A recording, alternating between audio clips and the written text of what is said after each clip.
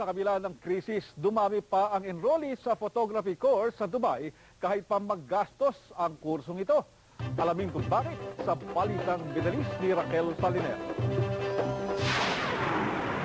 Sa kauna-unahang pagkakataon, umabot sa 300 ang enrollees. Maging ang presidente ng Lifeform International Filipino Photographers Guild Dubai, nagulat sa dami ng dumating para magparehistro.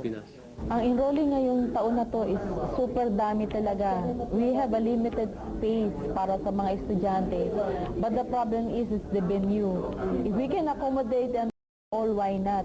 But the problem nga is, itong space namin dito na hinihiram lang namin that we have to pay also for the venue sa mga estudyante is very limited. It can only accommodate 100, max na yung 120.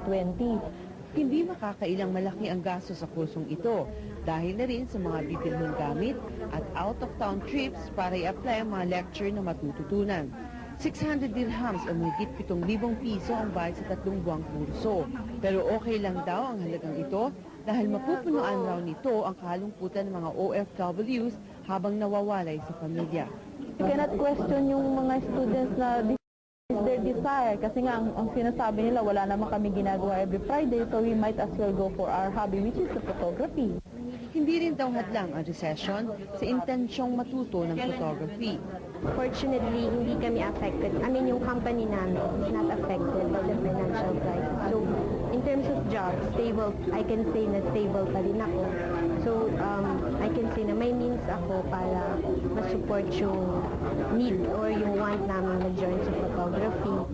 Ang iba naman, bagamat apektado ng krisis, hindi pa rin nagpaawat dahil sa hilig.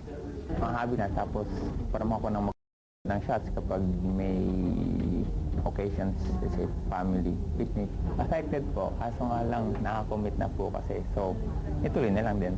At sa halip na makadagdag sa krisis, magiging sagot pa raw ito sa kakulangan ng pera.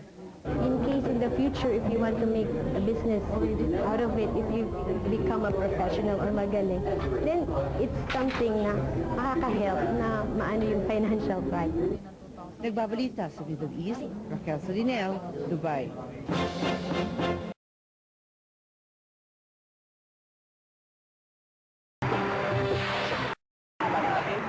Mas lalong umaliwala sa kalinisan ng Dubai nang sama-samang naglinis ang mahigit 1,000 estudyante, PhilCom members at presidente ng lungsod para sa clean-up drive na pinangunahan ng Lifeform International Photographers Guild Dubai sa Al-Mamsar Beach.